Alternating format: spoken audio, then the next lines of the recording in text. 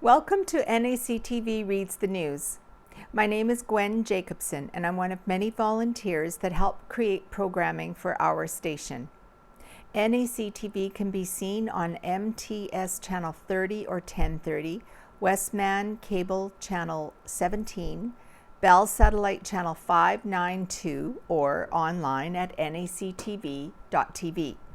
These programs are made possible by our volunteers, staff, advertisers, as well as donations made by you, the viewers.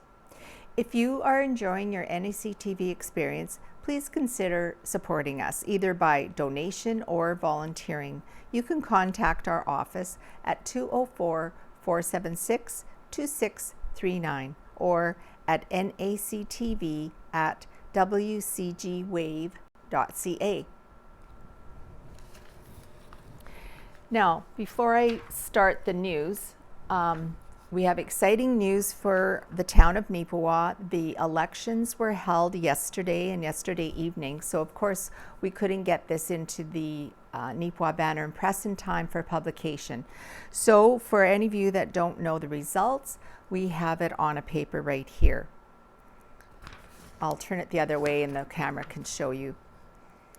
So Brian Headley obviously was acclaimed as our new Neepawa mayor. The elected council candidates, there are 6 of them, and I'll just say their names and how many votes they got.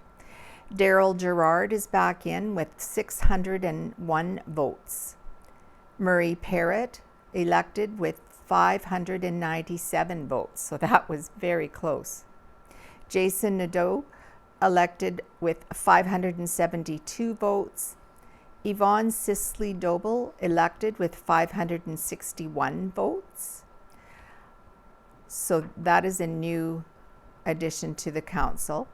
Lisa Pottinger is back again, elected with 544 votes. And Mariah Kostenchuk is back again, elected with 472 votes. The additional candidates were Marianne Marquet Hunstad with 411 votes, so very close to getting in.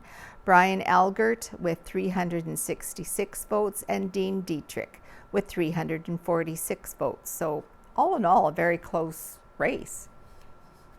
Congratulations to those that got elected. So on to the paper. It is dated Friday, October the 28th, 2022. Now we have a huge article about the Neepawa Filipino Basketball League that is returning after a 2-year hiatus by Owen Devereaux.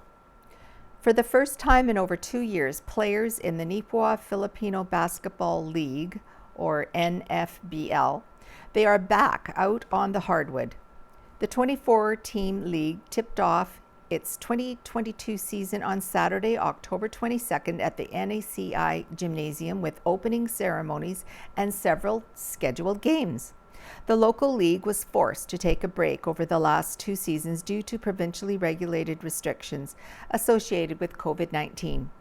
NFBL spokesperson Rafael Flores said everyone involved is overjoyed with being able to be back playing once again. We're excited to be back because it's been about 2 years without any basketball games and activities. So right now we're very excited to be playing the game once again. In a similar way to how most Canadians love hockey, Filipinos have a true passion for basketball. The sport was introduced to the Philippines during the American colonial period of the early 20th century and is recognized as the most popular team sport in the nation. Flores said that the local league will feature 24 teams in 2 separate divisions.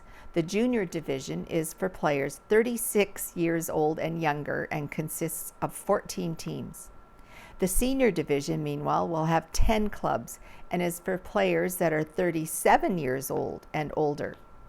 Flores added that both divisions have some very skilled players participating. The level of play is very competitive. There are lots of newcomers who have brought their skills and talent to the league. This is an exciting league to watch. This league is for everyone. If you want to play or just watch the games, everyone is invited, all nationalities. You can join us. the door is open for them. NFBL games will be played every weekend at the NACI gymnasium and are free to attend.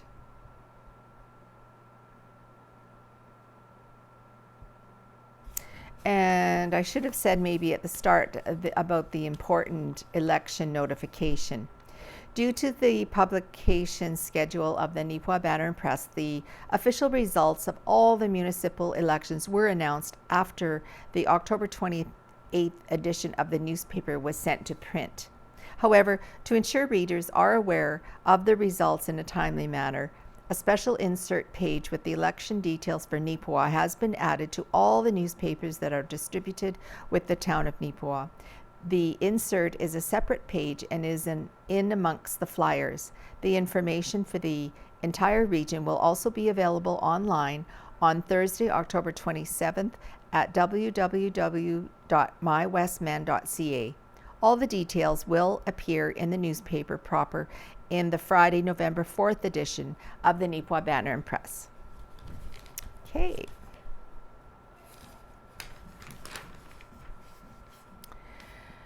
One more town council meeting for old time's sake by Owen Devereaux. While it was the last official meeting for this configuration of Neepawa Town Council, the people around the council table still had important work to do. Outgoing Mayor Blake McCutcheon and council gathered on Tuesday, October 18th to look after a few notable items.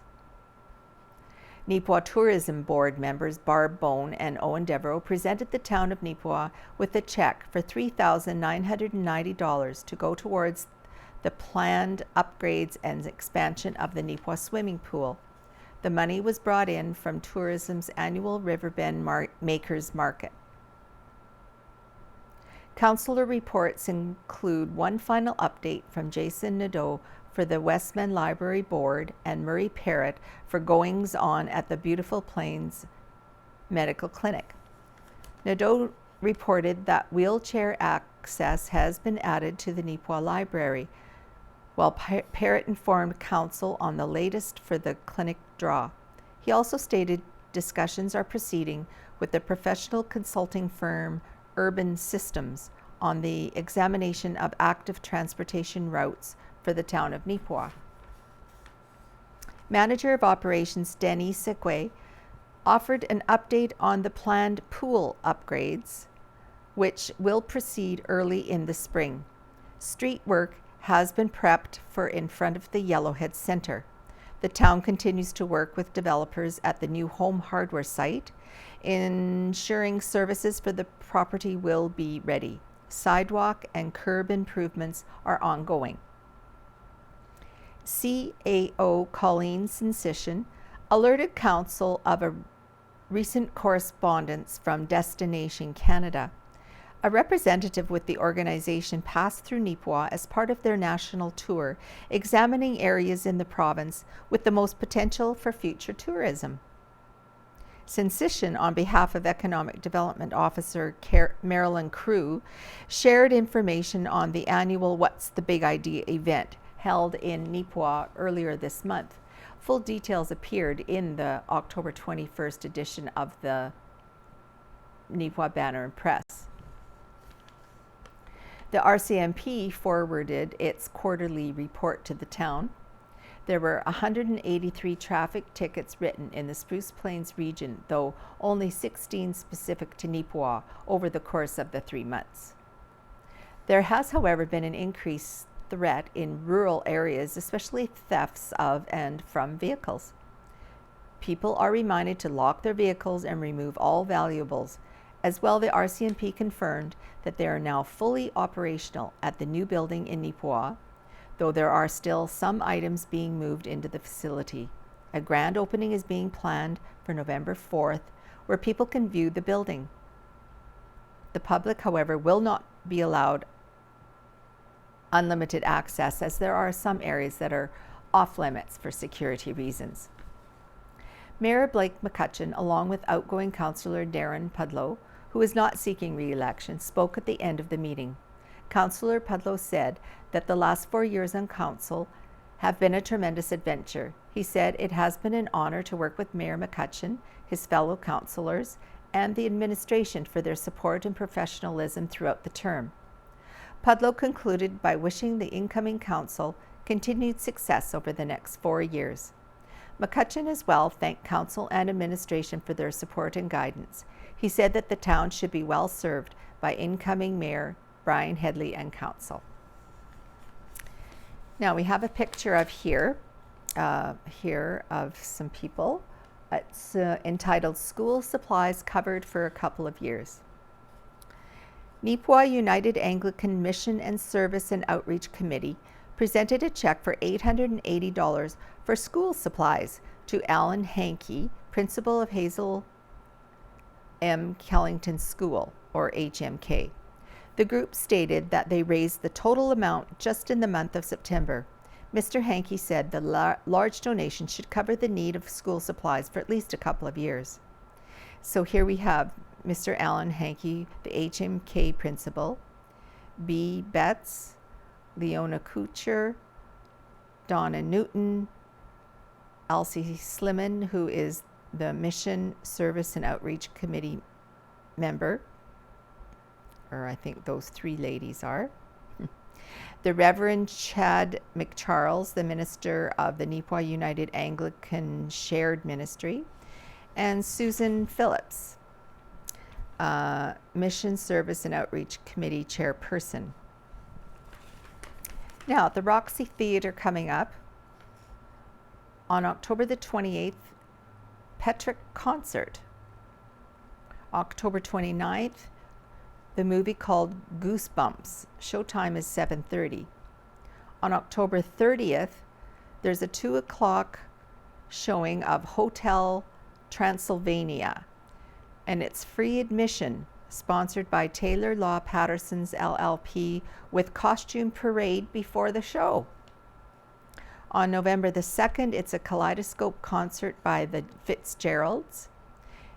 And on November 4th and 5th, it's a regular showtime at 7:30, and it's the Elvis movie.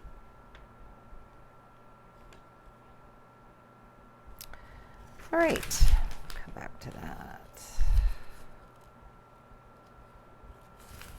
Can't turn the page. Here we go. Come back to that too. All right. For Your Listening Ear by Delcy Martin. This week it's entitled Men's Mental Health Wellness.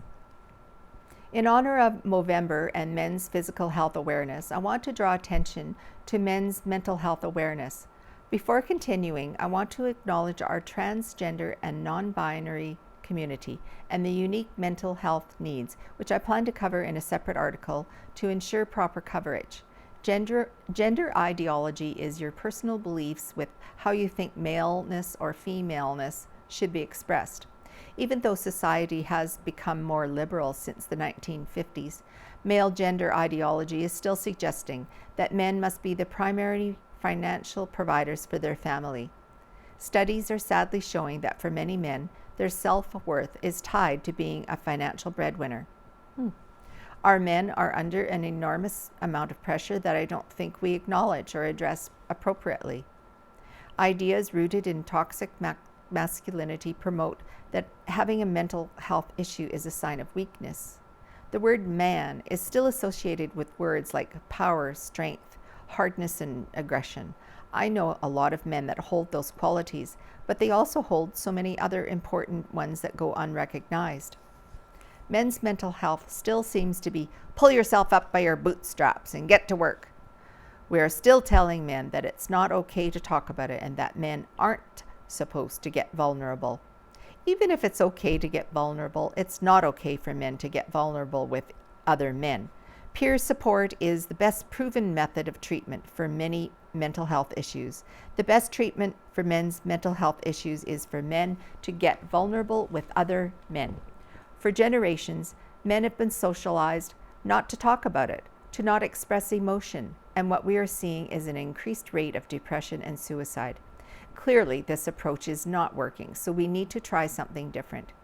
More men are taking an interest in being care providers for their children, but being a stay-at-home dad holds a huge amount of stigma.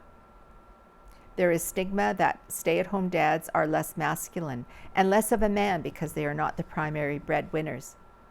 Being nurturing, kind, and gentle are qualities often associated with being a female, yet they are qualities strongly sought for in male life partners. We are taking these sought-after pro-social qualities and socializing our boys away from adopting these qualities and punishing our men for having them. There is still an inherent difference in the gentleness that we use in children. Girls get hugs and kisses. Boys get, "You're fine, you're tough." I acknowledge that this isn't the case for every family, but it's still the majority. We've done very well so far, but I think we can do better. Men and women express depression and anxiety differently. Anger is a very common emotion experienced by men, but anger is not a primary emotion. What this means is that there is always an emotion underneath the anger. In most cases, these emotions are anxiety and sadness. Supporting men in expressing and addressing their anxiety and sadness needs to start happening today. Sit with the men in your life and share with them something you appreciate about them, and invite them to be vulnerable, even though it may seem hard and the furthest thing from natural. Let's try and promote a new natural. Delcy Martin is a Master's of Social Work student with the University of Calgary. Whitey's Fitness to make new home in Neepawa. There's a picture of her and her staff here. A much talked about new development in Neepawa has been confirmed, as Whitey's Fitness and Body Shop will soon have a brand new home. Work began earlier this month on a portion of land next to the old co-op building. Whitey's Fitness owner and operator Sherry Hawken did not wish to elaborate just yet on the specific details, other than to say big things are coming, so stay tuned. The future home of Whitey's is expected to be complete sometime in 2023.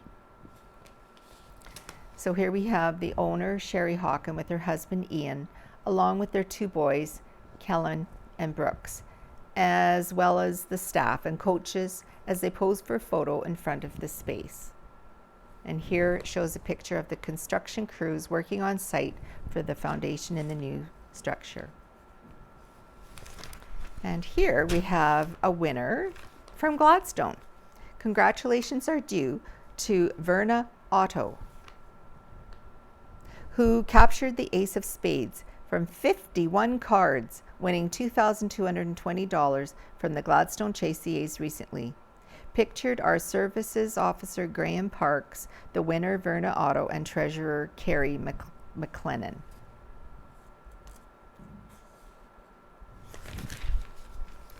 And here we have another winner.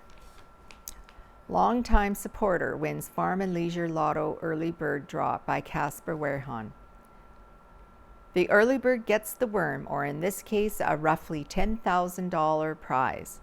The 2022 edition of the Nipawin District Medical Committee's Farm and Leisure Lotto is well underway, with its early bird draw winner having been declared on October the 16th. The lucky winner was Paul Wisnowski of Eden. He had the choice between a $12,000 voucher for Enns Brothers in Neepawa or a $10,000 cash prize. Springing for the cash option, Wisnowski told the Banner and Press he'll put it to good use. He said, "I'll pay off the bills, though I've got family I'm happy to share it with too. I would have been happy just with $500, he said. But I'm extremely happy to be supporting the medical clinic through this lottery. My family and I have supported the lottery and the clinic for years." Lottery chairperson Mary Ellen Clark added, "It's always nice to have someone local who supports us come up as a winner. This truly means a lot to us. Any way we can get more doctors into Neepawa while the new hospital is in the works is fantastic, and this helps us with that." Money raised by the lottery goes towards continuing renovations and improvements to the Beautiful Plains Medical Clinic in Neepawa. This year, those improvements include fixing the original roof, which has a leak, and building a rotunda at the south entrance. Both projects have been pending for some time due to other renovations being done at the clinic first. There are plenty of opportunities left for people to pitch in and win. All regular draws, including a 50-50 add-on draw, are yet to be held, and these will take place on Sunday, November the 6th. Speaking on the response so far, lottery chairperson Mary Ellen Clark told the Banner and Press that 2022 has been another phenomenal year. We've had a tremendous response from the community and the surrounding community as always. I'd really like to thank all our volunteers, the town of Neepawa for lending us their boardroom, Enns Brothers for selling tickets, and all of our ticket sellers. It truly takes a community to make this happen. Tickets are available online or at Enns Brothers in Neepawa or at the Neepawa town office. Now we have quite a few pictures here on these pages. New water and sewer improvements were made in Neepawa on Tuesday, October the 25th. The work was done to ensure capacity could be met going into a new apartment complex in the town's downtown sector. And here we have a new play structure at the Neepawa Middle School taking shape. The new play structure arrived from Alberta early last week and has been in the process of construction for the last week and a half. So the structure was completed by Wednesday, October 26th, aside from one section that won't be arriving until mid-November. So they plan on adding that section early next spring. And here we have gargoyles of NACI. Neepawa Area Collegiate's art program has created these spectacular gargoyles that are on display at Arts Forward in Neepawa. Be sure to drive by and take a look. Here we have a picture of Riding Mountain National Park hosting its 8th annual Creepy Hollow Hauntings. It was held on October 22nd and 23rd. Close to 200 people came out for the weekend and enjoyed a barbecue, games, arts and crafts, and a nighttime viewing of Hocus Pocus 2. And now we have an article about caring for pigs by the Neepawa Banner and Press. Each day, hog farmers live up to the progressive 105 code of practice for the care and handling of pig requirements. And veterinarians such as Dr. Earl Van Assen, DVM from Morden, Manitoba, regularly visit hog farms. The sector's strong focus on continuous improvement has led to significant changes over the last number of years in both animal care training and investment in new barns and technologies. These new investments have allowed farmers to adopt new technological advances that provide optimal care, like computerized feeding systems that ensure a proper diet for each individual pig's unique needs, and the group housing of sows, allowing sows to socialize as they desire. A shared set of values focused on caring for animals guides work done across the sector. This keen focus on keeping pigs healthy and safe allows the province's hog sector to continue to be a world leader in producing high-quality Manitoba pork. To learn more, visit manitobapork.com/animal care.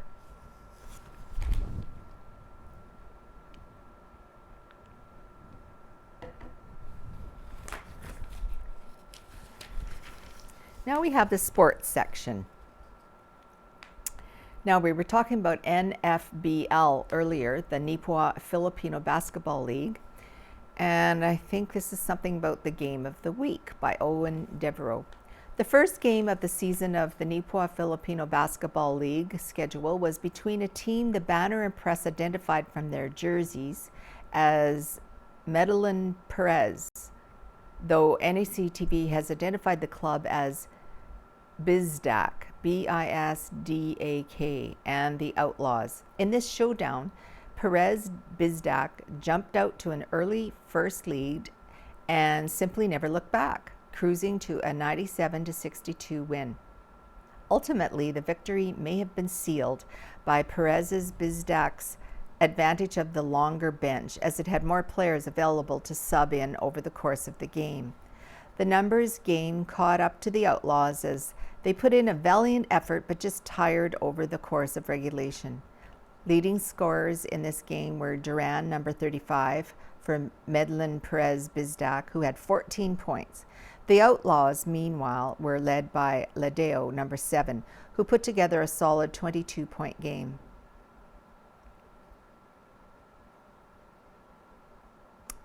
And here we have the RMFL playoff brackets. That's the Rural Manitoba Football League playoffs. The NACI Tigers will face the Park West Outlaws on Saturday, October 29th at 11 a.m. in Neepawa.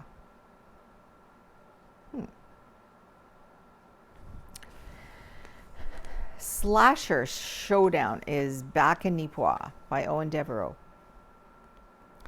This weekend, Neepawa is once again home to some of the top high school hockey teams in all of rural Manitoba. After a multi-year stoppage due to provincially mandated facility restrictions related to COVID, the annual Slasher Showdown tournament is back at the Yellowhead Centre.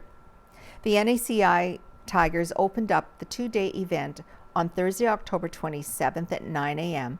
with a game against the Crocus Plainsmen. Other teams participating in the tournament this year include Vincent Massey Vikings, Glenboro/Carberry/Balder Wildcats, Morris Mavericks, and Collage Bellevaux. The coaching staff for the NACI Tigers this season consists of Mike Adams, Troy Brister, Chris Kalbaki, and Chris Sitko. Co-coach Brister said everyone involved with the team is excited about being back doing things similar to before the pandemic, such as hosting and attending hockey tournaments. He added that hosting the Slasher tournament will allow them to get a few more games played before the Westman High School Hockey League regular season kicks off for them on November 2nd. As for the Tigers roster for this year, Brister said they have 13 returning players and 5 that are new to the program. We have some players that would have had a good chance at playing AAA in the region, but chose to stay and play for the Tigers, which speaks to the strength of our program. Of our 18 players, we have 10 playing football and 2 on the volleyball team, which we encourage as coaches. We want our players to take advantage of what NACI has to offer. One of the advantages of playing high school hockey is you get a chance to take part in other school sports. This year will be NACI's 24th season in the WHSHL. The Tigers will play 32 league games as well as attend the annual Brandon Tournament, which is one of the largest high school tournaments in Western Canada. And still with hockey, the Titans challenged by key injuries early in the MJ regular season by Owen Devereaux. For the first time this season, the Neepawa Titans are as close to healthy as they possibly can be. The MJHL club has seen an array of their veteran players out of action for one reason or another over the last 2 months. Gavin Renwick, Josh Romanek, Cameron Trimble, Will Hyatt, and Braden Mickelchuk have all lost time over the first 17 games of the season. Even now, center Cody Gwenison and goaltender Mason Lebreau are out for a few weeks due to injury. Titans head coach, general manager Ken Pearson said that those injuries, particularly due to striking many of their veteran players, has made game consistency a challenge. We haven't exactly had a full roster. Our veteran guys that we would lean on have been injured the better part of the year. They didn't start off the year the way they expected. Once we have them back in the lineup healthy, that will change the whole way our team operates. We'll be able to take a few more chances offensively and might be a little bit better defensively. Our goaltending is the same thing. We've had a 3-man rotation due to injury and really haven't found the consistency with our roster, said Pearson. Unfortunately, those missing bodies could be attributed to the team's lack of scoring punch, as the Titans are currently tied for 10th place in the league in goals with 37. Pearson said, with the majority of players back from the injury reserve list, he's optimistic Consistency of line matchups will help players find their scoring touch. We're getting some guys back, so I'm hopeful this will be a good week for us. We have 2 weeks here to get our health back in order and make a big push going into the Christmas break. Despite the challenges they have faced, the Titans are still only 3 points out of second place in the West Division.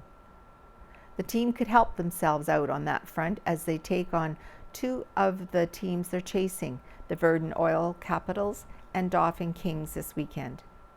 Pearson said this is going to be a huge weekend that could set the tone for the rest of the season. It's going to be very important with the 1 game against Dauphin, and then we have 4 of our next 6 games against Verdun after that. It's going to be very important to get wins and get points in all of those games. The Titans face the Kings in Dauphin on Friday, October 28th. The next home game for Neepawa will be on Saturday, November the 5th versus the Oil Capitals. And still with the Titans, 3 Titans have been selected for the Prospects Showcase. A trio of Neepawa Titans will participate in the MJHL's Top Prospects Showcase. Forwards Cooper Kasprick, Parker Corman, and defenseman Cade Benson will be involved in the event set for November 15th and 16th at Stride Place in Portage la Prairie. The showcase will feature 6 teams selected from the MJHL rosters who are considered top prospects for the NHL, NCAA, Major Junior, and University sports as selected by MJHL coaches and external scouting networks. This season, Kasprick has accumulated 7 points, 4 goals and 3 assists in 17 games. Corman has 10 points, 4 goals and 6 assists in 17 games. And Benson has 7 points, 4 goals and 3 assists in 15 games. And the Yellowhead Chiefs hockey program had 6 league games scheduled last weekend. Listed are some of the game results. The male under 18 game Saturday, October 22nd, Pembina Valley Hawks 4, Yellowhead 2. And on Sunday, October 23rd, Pembina Valley 9, Yellowhead 3.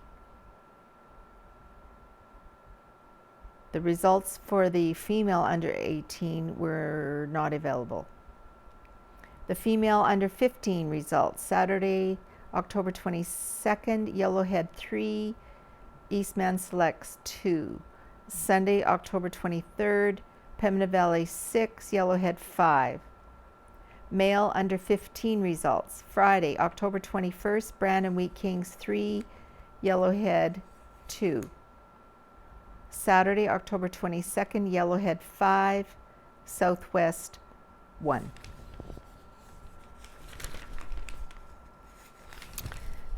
Okay. Step Dancers and Fiddlers at the Roxy, submitted by Kaleidoscope. Kaleidoscope concerts are back, and our first one is a barn burner. The fiddle first arrived in the 1680s, and since then, fiddle music has been part of our Canadian history. Julie, Tom, and Carrie, the Fitzgeralds, are 3-time Canadian Grand Master Fiddle champions and Ontario Open Step Dance champions. This fiddle and step dance ensemble combines a variety of musical styles in eclectic programming that delivers Celtic, bluegrass, Western swing, French Canadian, pop, jazz, and novelty items in its precisely choreographed and accurately presented step dancing routines.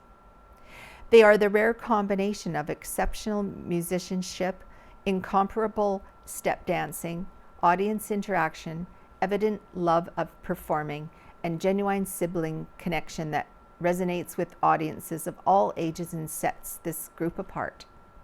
The Fitzgeralds were raised in a musical household and toured internationally with their family band called Everything Fits. These 3 siblings continue to push boundaries by fusing traditional and modern styles of fiddle and dance to create their own unique sound and style. Their creativity and passion for experimentation has led them to compose original tunes and arrangements, resulting in a groovy and catchy new sound and look that appeals to all ages. Come out to Kaleidoscope's first concert of the season and see for yourself. It will be an uplifting, fun, and historical evening of entertainment. And usually the tickets are available at Arts Forward. Scare Away Hunger, submitted by Neepawa Banner and Press. It is soon time for the NACI Hope Group to do our annual Scare Away Hunger food drive. On October 27th, the Hope Group will be hanging bags on all doorknobs in our community. We are asking the community to contribute, if you can, to fill those bags with donated food items such as pasta, pasta sauce, craft dinner, rice, canned meat and fish, canned vegetables, canned fruit, school snacks, canned chili or stew, baking supplies, and toiletries. On October 31st, the Hope Group will be coming around in the evening to collect the donated items and will then take them to the Salvation Army to be used for people in need.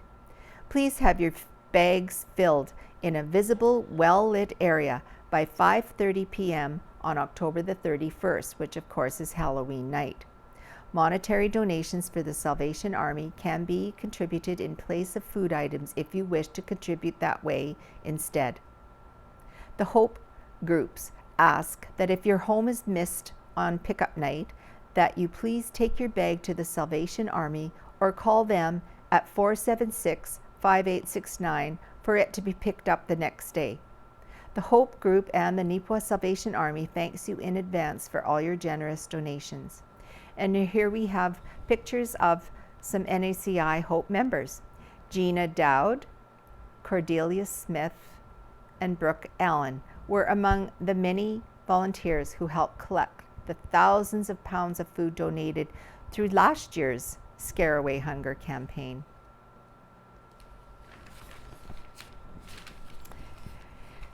NACTV on 3-year profit streak by Casper Werhan. The Neepawa and Area Community Television Board, or NACTV, got together on October 20th for their 2021/22 annual general meeting. Reviewing the past year, the board has reported 2021 as a good year. NACTV noted a net income of $3,811.52, which is up by $730.72 from the previous year. This net profit comes from $210,569.54 in total income after accounting for the overall expenses, which were listed at $206,758.02. We weathered the storm of COVID-19 and have been able to show a positive net income over these last 3 years, said NACTV President Dave Bennett. And we've made some improvements over those 3 years too. 24-hour programming allowing more royalties, increasing our full-time staff equivalent, remodeling and improving sound, increased programming aimed at and by the Filipino community, and more. One of the notable changes in both the income and expenses lies with journalism. Through the Federal Local Journalism Initiative, LJI program, has an income of $52,796.57 listed. This income is directly tied to the increase in wage expenses for the year, as it pays the wage for NACTV's hired journalist who began working at the station last year. Royalties for the year also saw a massive increase of 258%. In dollar figures, the royalties for 2021 are $62,142.71 compared to $17,320.05 in 2020. Looking further than the previous year, the royalties for 2021 are just under those from 2019 and well over the 2017 total, which was just under $30,000.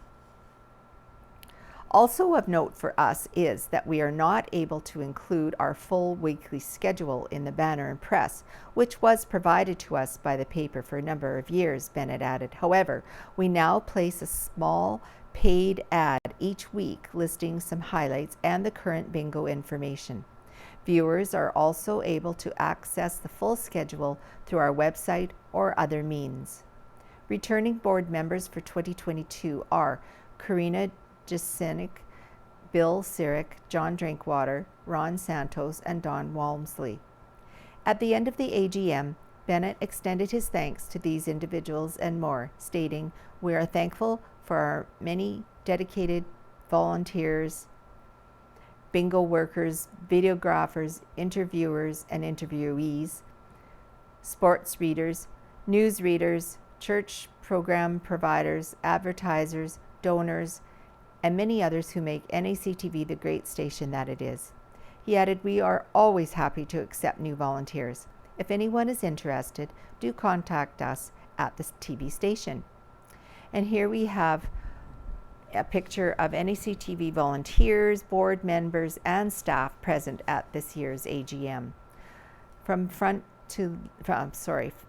the front row from left to right are Bob Durston, Olive Olsofka, Chris Waddell, Jean Borkhardt, Kay Diath, and in the back row, Leeway Cabrera, Jason Nadeau, John Luigi Pito, Karina Jacenic, Eleanor Jarvis, Rosalia Sadamona, Jeremy Vogt, David Myra Bennett, John Drinkwater, Bill Sirik, Gwen and Wayne Jacobsen, Rain Pryor, Vlad Makiev, and Ken Waddell. Now here we have a picture. I know we've already talked about the grand opening, but there's a picture of it here. The Neepawa RCMP Detachment grand opening Friday, November 4th. The ribbon cutting is at 1 o'clock and the open house is from 1 to 4. It says, "Never underestimate the difference you made and the lives you have touched. In appreciation of all RCMP members, we thank you." We have a picture of the old RCMP detachment on Mill Street. It was open from 1987 to 2022. And here is a picture of the new one, also on Mill Street, beside the fire hall. And here is a picture of the RCMP, the very first RCMP/fire hall on First Avenue. And it was open from 1969 to 1987. All right, I'll go back here and read a little bit more.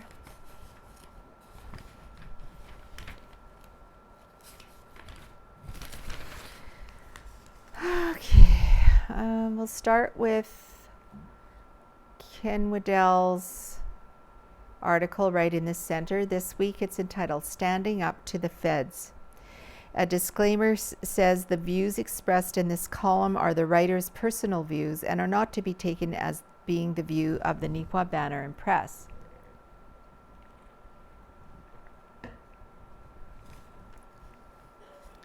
This past week, Alberta's Premier, Danielle Smith, was sworn in, named her cabinet, and presided over an AGM.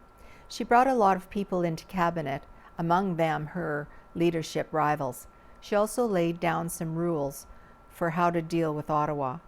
Other than Quebec, no other province has been so vocal in their complaints about how they are treated by Ottawa.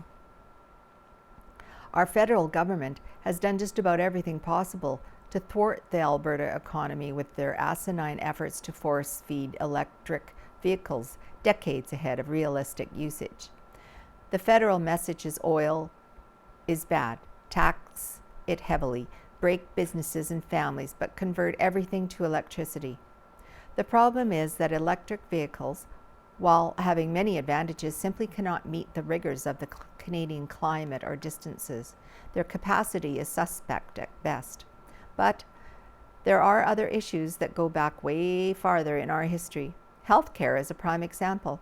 The federal government isn't actually supposed to be involved in health under the Constitution, but they have inserted themselves with both feet back in the days of universalizing Medicare. Begun in Saskatchewan and not by Tommy Douglas in 1938, Medicare grew for many years until it was adopted by Tommy Douglas and the CCF party in '62. The CCF later became the New Democratic Party and loved to claim Medicare as their baby. It isn't, but that's another story. The feds got into healthcare in the 1960s with the extension of healthcare across Canada by the Lester Pearson Liberal government. It has evolved and expanded, so the Canadian Health Act has far-reaching effects. The problem is the act is not applied equally across the land. In Manitoba, you can't buy certain health services. We are told it's against the Canada Health Act. Problem is, those same services can be purchased privately in Quebec and Alberta, maybe in other provinces as well. That may not be a fight that Alberta wants to make with Ottawa, but it does prove it is that federal laws are heavy-handed and applied without equity. It's early in Danielle Smith's tenure, and she does have to get elected in a by-election. She plans to introduce a yet-to-be-detailed Sovereignty Act that she claims will allow Alberta to not enforce federal laws and regulations if the province deems them to be detrimental to Alberta. Sounds good to me, but the prospect is driving the Liberals and NDP crazy. According to them, provinces and people in general are supposed to pay and obey. No questioning federal wisdom allowed. Not surprising, considering how much Prime Minister Trudeau loves communist China. Just think about that for a minute. If Alberta is able to back the feds off more often, just as Quebec has, maybe we will have a better country. If it works, other provinces could do well to copy Alberta. Maybe our Manitoba government should make some similar noises as we go through the process. Smith's idea is simple. If legislation isn't good for Alberta, they won't enforce it. If the feds don't like it, they can sue and go to Supreme Court. It's unfortunate if it has to go to that, but we shouldn't be surprised.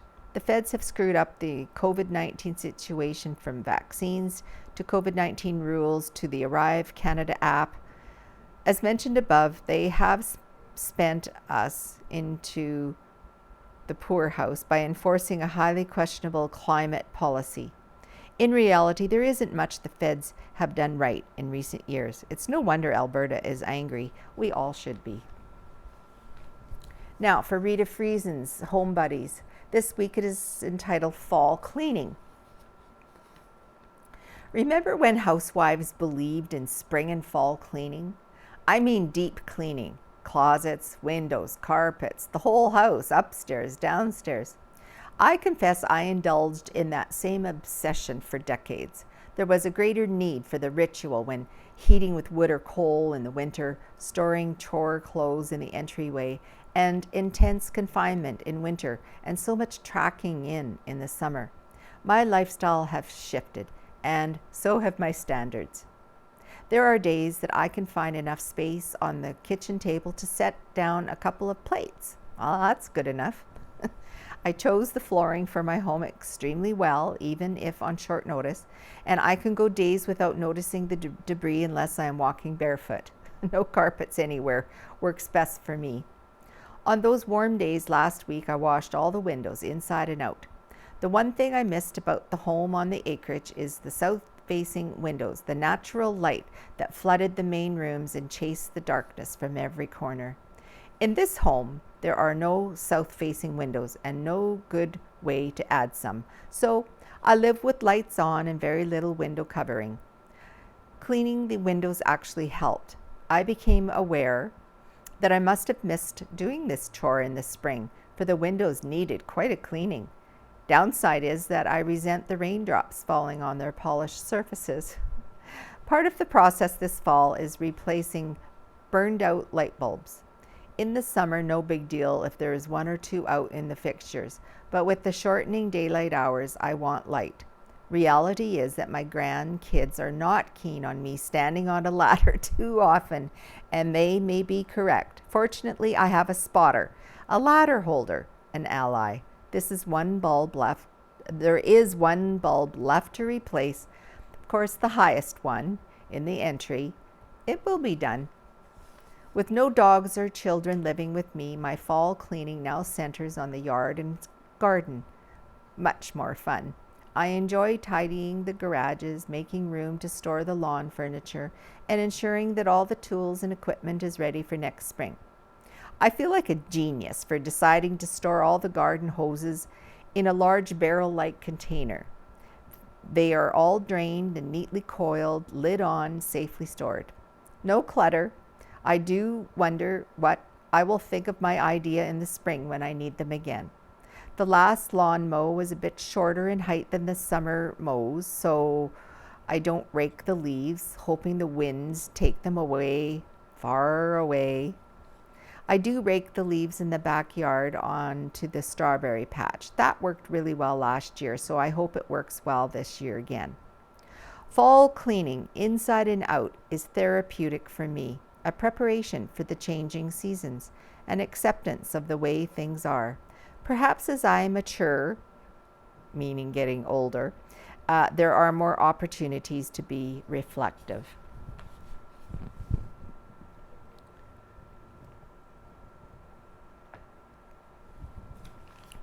"12 MLVs, Part 9, Faithfully Yours" by Neil Stroshine.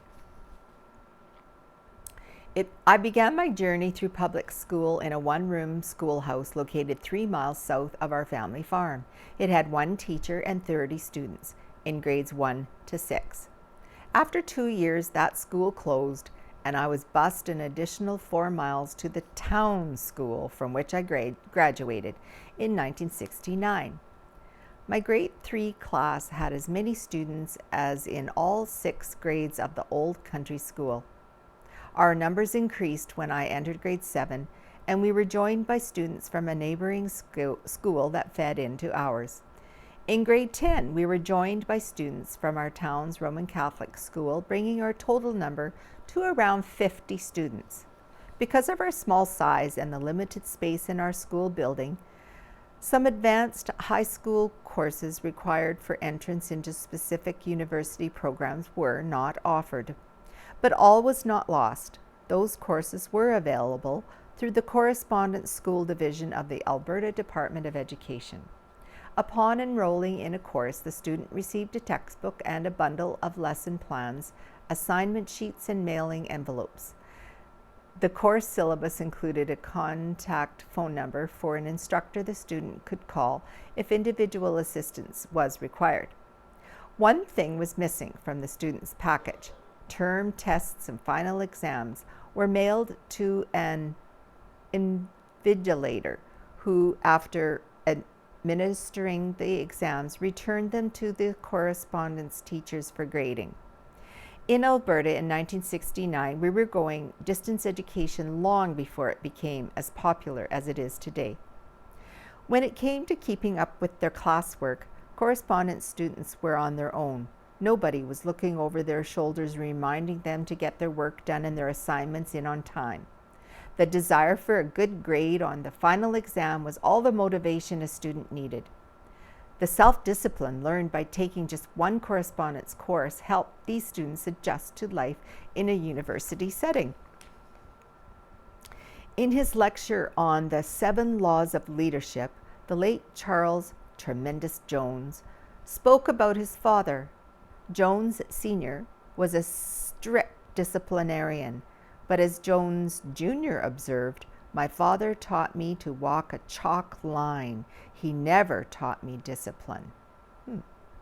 The same thing is true of life in a public school. All schools have rules. Students are told what they are the day classes begin. They are also told what punishments await those who violate the rules. The rules can prevent antisocial behavior during school hours, but they cannot teach students the self-discipline they need if they are to succeed in post-secondary education and in life. Self-discipline is rooted in a desire to excel in all parts of life. It motivates a student to do what has to be done before it has to be done. And when those students graduate from college or university and get jobs in which they are permitted to work remotely or unsupervised, the same desire to excel will create the same self-discipline that will enable them to work with the same due diligence and integrity that they showed while in public school and in post-secondary education. Over the past 2 years, we have seen radical changes in how we learn and how we work. Self-disciplined students will do well when taking classes online. Self-disciplined workers will be in high demand. The desire to excel that helped you build self-discipline while in public school will serve you well in this new age of distance learning and work from home. All right, I'm going to move on to another addition to the Neepawa Banner and Press this week. It's called Farmers Advocate. So if we have time, we'll read some of this. The first article, Positive Day for Minnedosa Grain Growing Project by Destiny Mackey, Farmers Advocate. The Minnedosa Grain Growing Project took place on Friday, October 21st in the northwest corner of the valley. This was the final growing project of the year in support of the Canadian Food Grains Bank. Starting shortly after 1 p.m., 2 volunteer combines took to the field and a third one joined in around 3 o'clock. It took them about 4 hours to finish combining the 120 acres of canola. They were getting approximately 30 bushels per acre for an approximate total of 3,600 bushels of grain harvested. Cantera Seeds donated the canola seed used in this crop's year. Trevor Bennett, a salesman for Enns Brothers in Neepawa, and Graham Johnson, a salesman for Rocky Mountain Equipment in Neepawa, were the 2 combiners that helped out with the project. Johnson's wife, Kathy, was driving the 3rd combine that showed up. The grain cart was driven by Les Friesen. Shane Saylor brought his semi and Super B grain trailer to transport the harvested grain, with Glenn Friesen having brought his tandem grain truck for backup. When asked what the amount raised for the Food Grains Bank was from the Minnedosa Grain Growers Project, Jansen replied, "For this year, we'll see when the project sends in their contribution." Our records show that last year in 2021, the Minnedosa Grain Growing Project contributed $25,000 for food programs at Canadian Food Grains Bank. In 2020, $34,300 was raised. Jansen added, "We won't know the total amount raised from Manitoba's growing projects this year until February of next year. However, in 2021, 50% of all donations to the Food Grains Bank, over $2.2 million, came from growing projects. Thank you to all the volunteers who put their time and effort into the project. The harvest was completed and just in time to avoid the freezing rain that came later that weekend."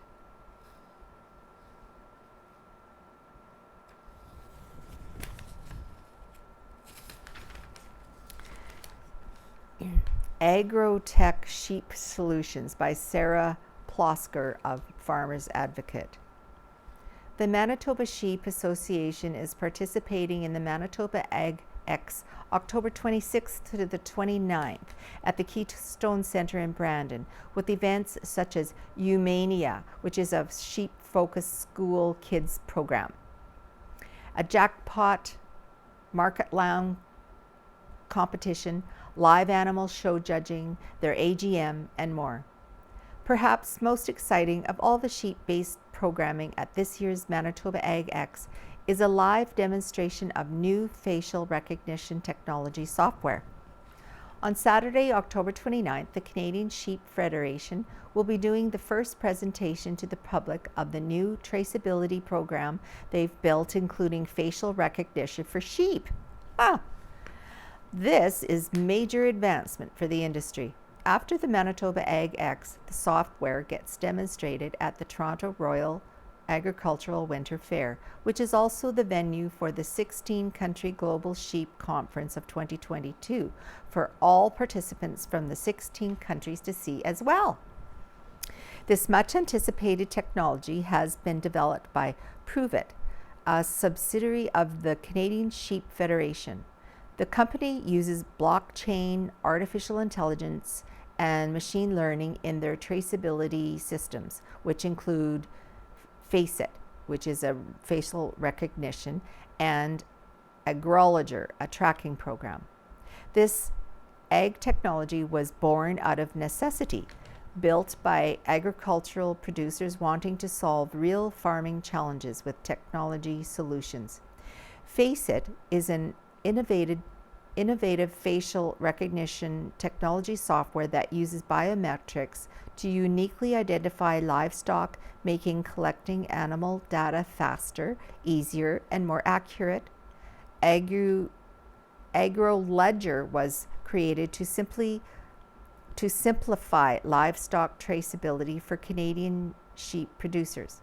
By simplifying how traceability information is managed, Pruvit created a platform so that producers can actually use their data to make more informed management decisions rather than just collecting and reporting it for the sake of a regulation. How novel. Simon Atkinson, Vice Chairperson and Western Director of the Manitoba Sheep Association, is excited for the demonstration as he knows the details of the software but hasn't seen it in action himself yet. He said it's going to be a super exciting and interesting event.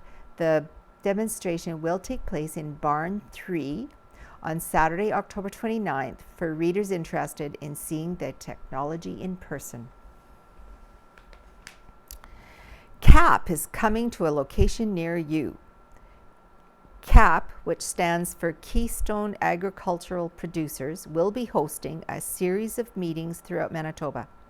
Producers will gather to discuss current issues and trends in agriculture and elect their representatives for CAP's board of directors.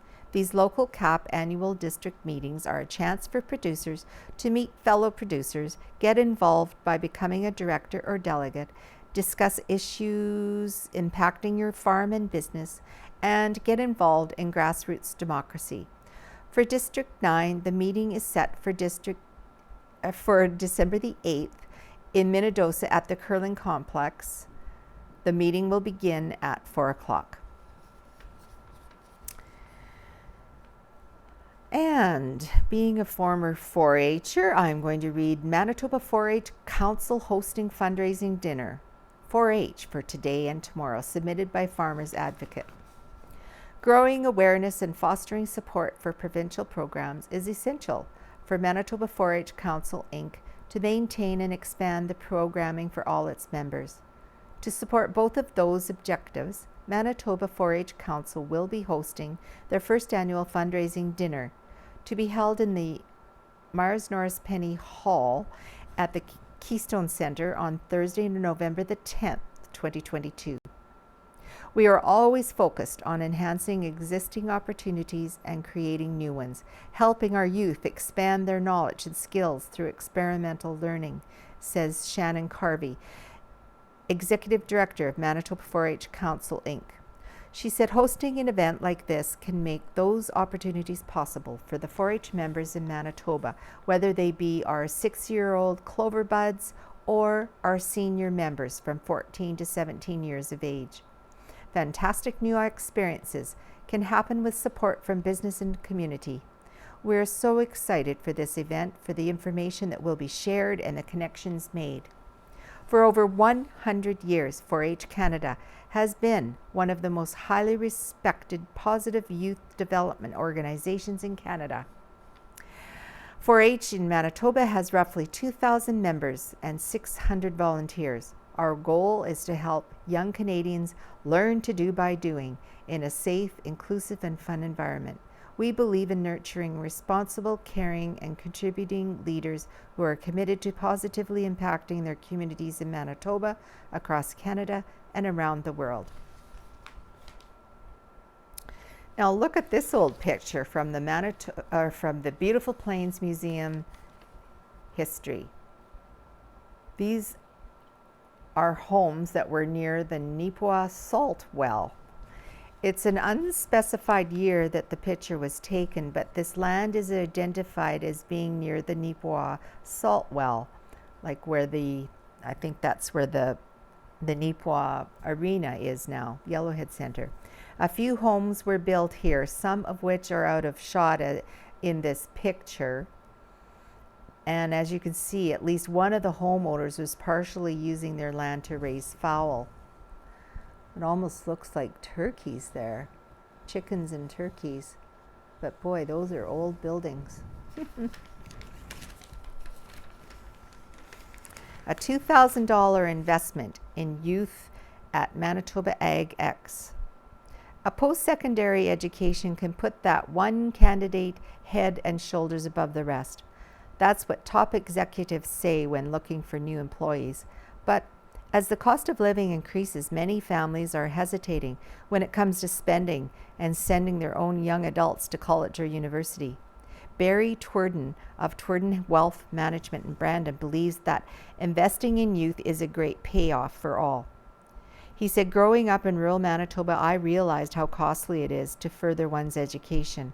Our company believes we should support students to further their education because they are the future. So we designed a scholarship specifically for the youth competitors at Manitoba Ag X. The Twerden Scholarship will be available to all participants who qualify to enter in the All Breeds Showmanship. The winner of all age groups of the All Breeds Showmanship will compete for the overall winner. The overall winner will receive the Twerden Scholarship valued at $2,000. Manitoba Ag X is set for the Keystone Center in Brandon from October 26th to the 28th. Here's a little comic. This will be the last thing I read. It's called Taking Chances, and it was printed in 1939, an edition of the Country Guide. The caption that was printed below the single panel comic reads, over 80 cents of every dollar paid in hail insurance premiums was repaid to farmers for crop losses from hail in Manitoba alone last year. And so for the comic, it has a picture of a farmer stating, I can't afford to take a chance on hail after all that hard work. And the hail insurance policy says, you're right. It's better to have the protection of hail insurance. From 1939. Anyways, that is as far as I'm going to go for this week's edition of the Neepawa Banner and Press. So thank you for joining us, and hopefully we'll see you next week. So bye for now.